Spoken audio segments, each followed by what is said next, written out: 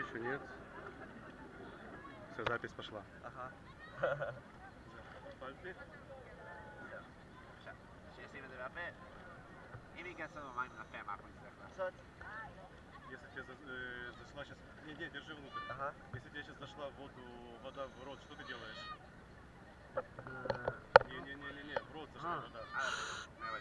אם ייכנסו מים למסכה. Если в этом...